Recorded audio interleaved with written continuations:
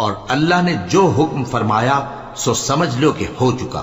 اللہ اس گناہ کو نہیں بخشے گا کہ کسی کو اس کا شریک بنایا جائے، اور اس کے سوا اور گناہ جس کو چاہے معاف کر دے، اور جس نے اللہ کا شریک مقرر کیا اس نے بڑا بہتان باندھا۔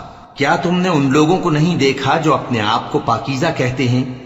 نہیں، بلکہ اللہ ہی جس کو چاہتا ہے پاکیزہ کرتا ہے، اور ان پر دھاگے برابر بھی ظلم نہیں ہوگا۔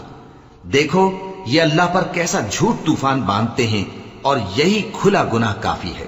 بھلا تم نے ان لوگوں کو نہیں دیکھا جن کو کتاب سے حصہ دیا گیا ہے کہ بتوں اور شیطان کو مانتے ہیں، اور کفار کے بارے میں کہتے ہیں کہ یہ لوگ مومنوں کی نسبت سیدھے رستے پر ہیں۔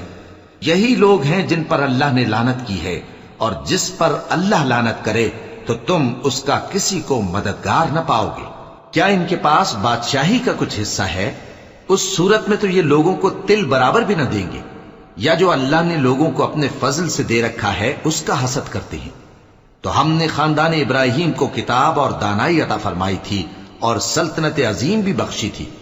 پھر لوگوں میں سے کسی نے تو اس کتاب کو مانا اور کوئی اس سے رکا رہا، تو ان نہ ماننے والوں کے لیے دوزخ کی جلتی ہوئی آگ کافی ہے۔ جن لوگوں نے ہماری آیتوں سے کفر کیا ان کو ہم عنقریب آگ میں داخل کریں گے۔ جب کبھی ان کی کھالیں گل جائیں گی تو ہم ان کو اور کھالیں بدل کر دیں گے تاکہ ہمیشہ عذاب کا مزہ چکھتے رہیں۔ بے شک اللہ غالب ہے، حکمت والا ہے۔ اور جو لوگ ایمان لائے اور عمل نیک کرتے رہے ان کو ہم بہشتوں میں داخل کریں گے جن کے نیچے نہریں بہ رہی ہیں، وہ ان میں ہمیشہ ہمیشہ رہیں گے۔